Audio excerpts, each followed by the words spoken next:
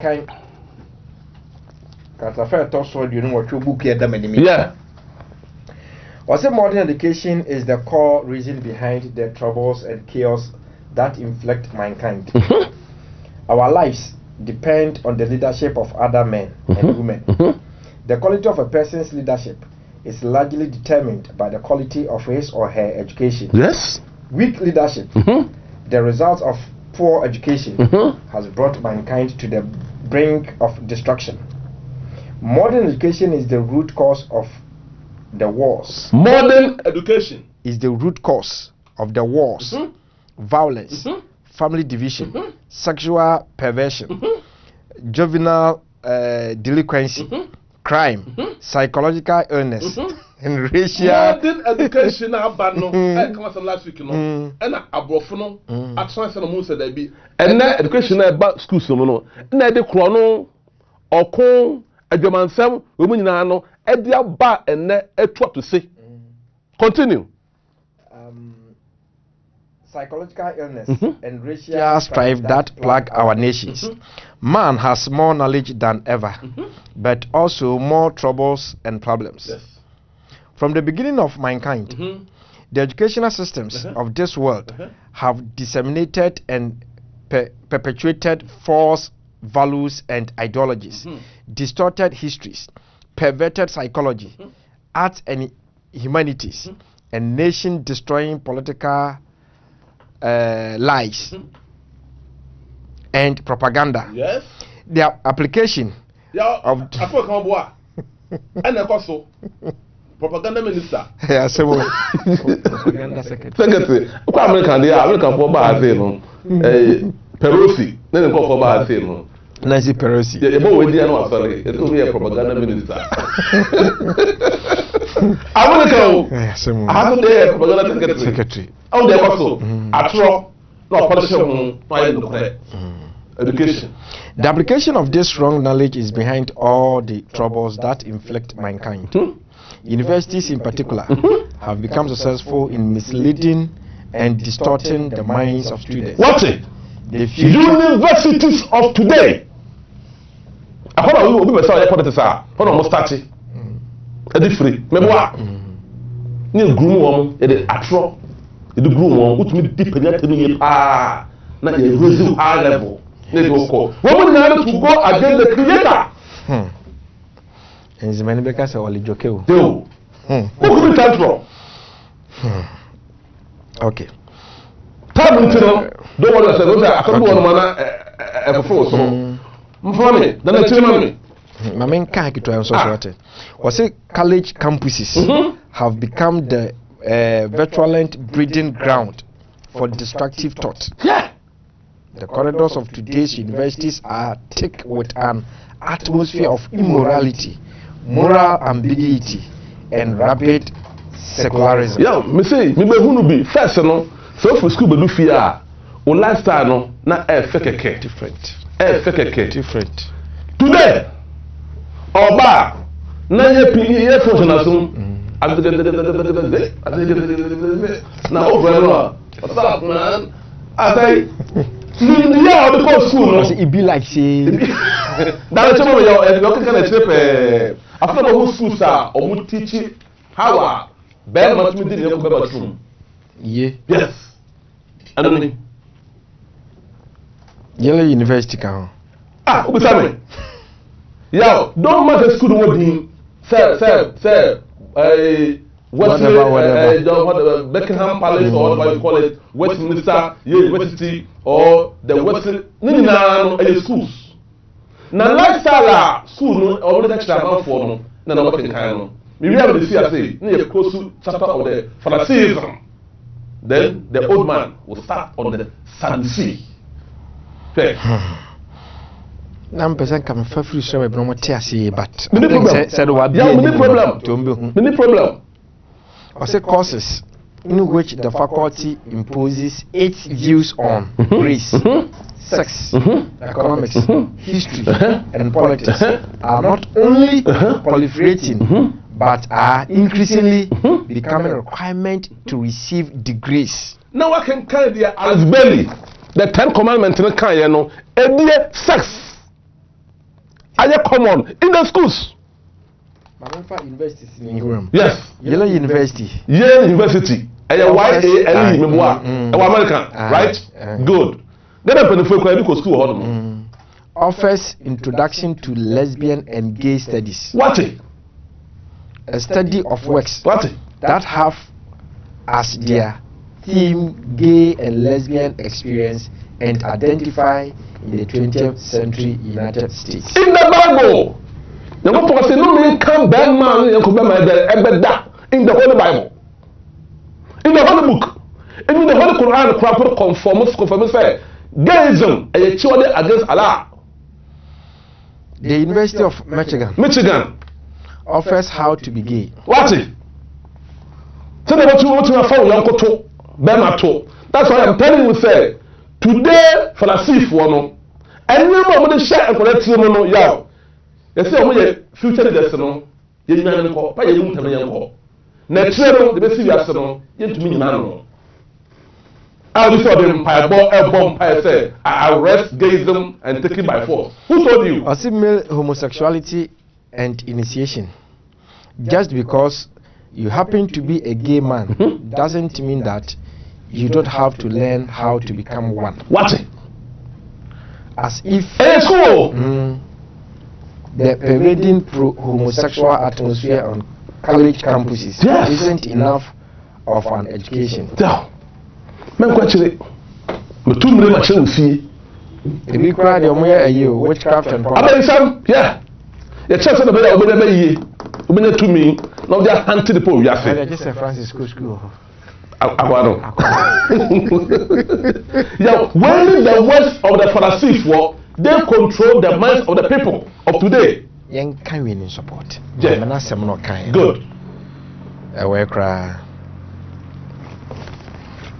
yeah chapter 10 on hallelujah no 10 year you don't end us Alice Bailey that is Alice wrote 50 years ago that love has got a mysterious link called the love bond.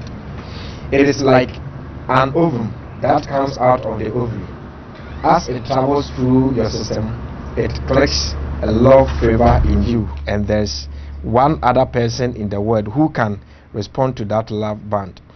When you see that person, everything within you clicks. That is your man or woman. If you miss him, you will never be happy until that love bond cycles past. For many years, so for you to be happy, get that person at whatever cost. If it means getting him or her out of that marriage, get him or her. That is your man or woman. Don't be held in bondage by the Christian values. It will never come back. What you need is an easily arranged divorce. Okay, we are talking about divorce. Homosexuality in here. That is chapter 6. Yeah. Alice Bailey preached 50 years ago that sexual enjoyment is the highest pleasure in humanity. No one must be denied and no one must be restricted how to enjoy themselves. People should be allowed in whichever way they choose they want, whether it is homosexuality or incest or bestiality, as long as the two agree. A law was passed in our nations, okay, blah blah blah blah, but yemfa insi hona anywhere at all, we choose to afraid so be happy, and you buy na hwe me na hwe na so feel me say offer some no maka to ma push him to your mouth. Pyro to kwa number pampers. Some of the Islamic nations after tia mema wale mema ema wale ma can be a Islamic nations o ma start it. Yeah, let me tell you something. Pharisees, the word politicians, the word educationists, nobody can stop them. It's when Alice Bailey, ni law the two of me say, do I for UNESCO for infant control, you say, and their cost.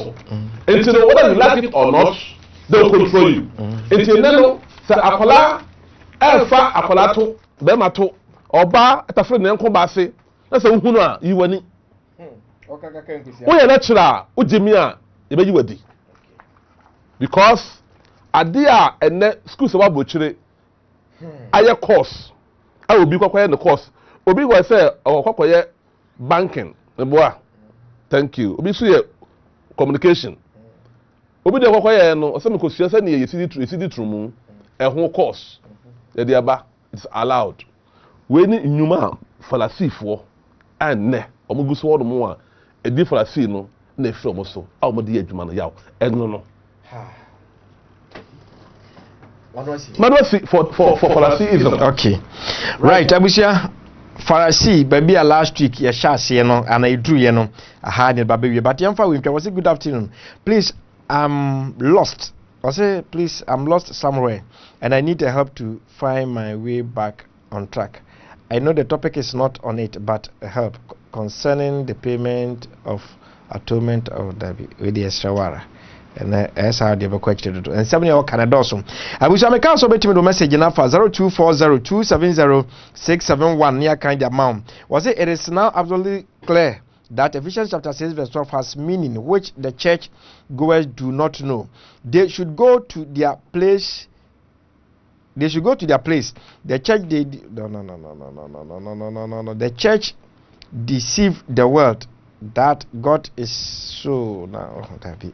The number be you can say okay. We bet me the message now for 0240270671 near kind amount. Say a normal SMS and I say a year was a pre kind amount. Or say I would like to talk about the drug given to the adolescent ladies. The idea given is to prevent anemia. It is known that adolescent ladies are at higher risk, so the drug serves as a supplement to help prevent loss of blood. Benedict from Safi Bibiani. But my question is say, I said, "Meka may be Samino. A day diagnosis now, you know, no diagnosis in Brepen, and I only say, what short Timojana say, or anemia, or anemic in Tino, therefore, your man is headroom. Now, to son, say, this age, Mujami, Dreamer and Mujami. 90 Breton Tamufas, I do him, Rayano. Offer my man call for yes, a better faso. Offer the Pharisees na kugu ye ba Sadducees Saddukia for no na answer na no mamema ahwefo hunu se o hye ndro na ewa ha na adro bi ti se eye Herbanage Herbal omo company bi ti se Herbanage Herbal omo na de adro a ye friend no Herbal Plus aba edwaso na Herbal Plus no eye adro one more monum bi nyina na gitum se ampa eyedura esiesie nipa da sani pa na na yedidi ye nom ye home ye nyina enim yare abesensen wiem nanso migidi se unya adura etimi boost immune system na ebeboa ama yare empo se bi kura etwamu a enam se immune system ne strong nti betuma bono ato atwene nti bomode man santumi kan Herbanage Herbal omadu friend se Hepa Plus ni bi na boost immune system ne ma ebasa yare no phone na etipaye awo ahuhuro ne yare bia hu ne kofa ba bia no enya de betuma wura ni paduanim etwamu so asanso siesie brebuom ankasa nti wa brebuom ha bia no brebuom yare bia no so no Hepa Plus bia ebe ni nyina firo de amount ade ba ko a manije ho asai bonus ewo eye Hepa Plus ho no ene se mema obeka se bia onom e de boost ni immune system anasa wonom na bia de asiesie ne brebuom no obehwe na akoma na 3 points ama ne kwa ku don sura hunam bobrimo gidigidi manpower na eje ne ho mena ewa goprama so enti bema bia hia Hepa Plus sana man so mo sonom Hepa Plus bi ne kasa mpa esi so mo menstrual cycle ne papa so your bana se bia wa fichi kono husuye menstrual disorder anasa o menstrual pains ankasa unya Hepa Plus no mo a condemn to grabu adwudwu ni nyina afiri ho afi obi so so ho a o se me mafichi kono eba ene echena ne na de chiema me patro no bia ni nyina to betwa oba bi timitra ho be busumi nsia bosomi ngotwe bosomi ensa na ohun ni moja nim da enye se bia onyemo nya hwe onya fibroid so ni nyina no Hepa Plus a ebe na ni moja fi bia wo mu bia na hyehye o cycle no kama de amount enti abusua wotime nka na bomodia se onsa betima kan eye Herbanage Herbal mo do refer se Hepa Plus ni bi oman mu pharmacy shop bia bewura mu bia no onsa be kan bi ewo ho na mo pese mutu bi ton ene wo se or discount de mamwa o to the mawa o turn 10 Ghana cedis pe babia 10 Ghana cedis pe obenya so mfaso enti frɛ ahomaya edidi soyi na nso so nya Hepa Plus ni bi eton eye 0542 778572 0542 778572 ɛno aso so ɛna san egu TV no so no obomodin ana so fa na frɛ Hebanage Heba omebeboa wo no mo do ba kwefrɛ no Pavi and Plasmos and the malaria etene te edi patcho so yo bia malaria ɛhawa wadro Pavi and Plasmos ɛno so ba bia bewura bia no benya bia to ukọ ayaresa bia na ye hwe mojam na se nye coronavirus na hawo na se malaria nko ade a me patcho Pavi and Plasmos a Hebanage Heba ade abadwa so no ɛno na anoma betumi aboa wo ofa ya duru so wo de ba san hyase yese sadukiafo se de twere no twidie ne kano no na ye kopoto kasam dia yese sadusis afafa ye wura bakosemu wan ene sa sadukiafo yi yo say de di kan ye be chia ahwefo nyina se ne amomu di kan ye no ene asori atum enti ne nipa ofie enti o ma na nka ye mpon no o ma ba no ene de o ma nya full 90 minutes ayo mo dia me kra be mo extra time sa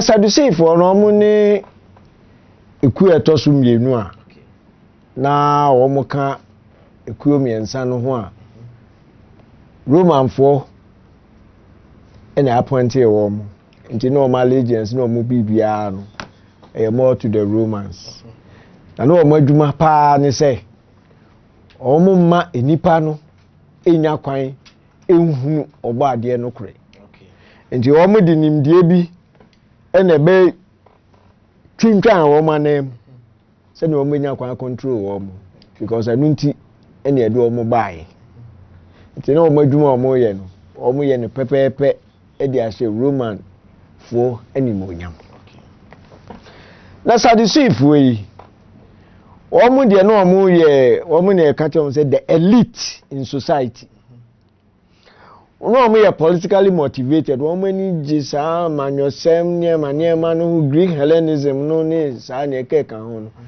enti no na aso o mo ye aristocrat ye kan so be aristocrat a free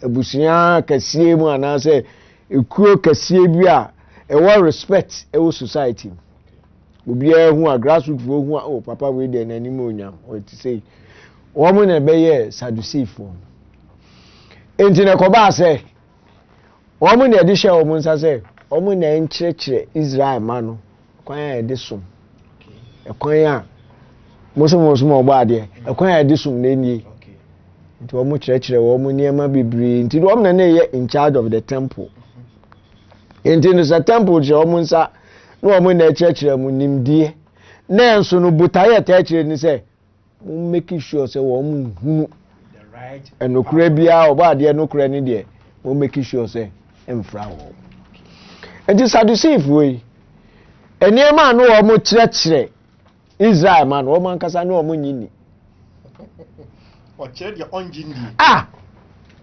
obeza wo gidi de fatua na mo no ankasa ne de na nya de a o gidi o ba be kan book we be na me book ba ku Yeshua the Hebrew Messiah or Jesus the Christian Christ part 1 o kan bibi fa Sadducee for no part 1 no ye kan afri eye page 28 kata fa to so aduno enwotwe the Sadducees I said the Sadducees were largely an upper class party composed of the nobility of Jerusalem.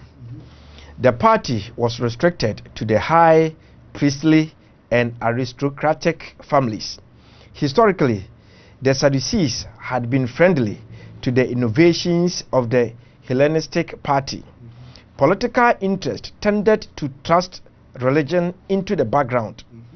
Although claiming to believe the Old Testament, that is although claiming to believe the Old Testament into bracket or specifically the law as authoritative, and Sadducees' orientation is the theology was purely negative.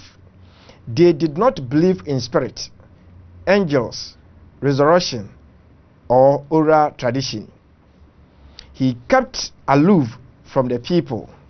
His sphere of influence was the temple and its rites. The high priesthood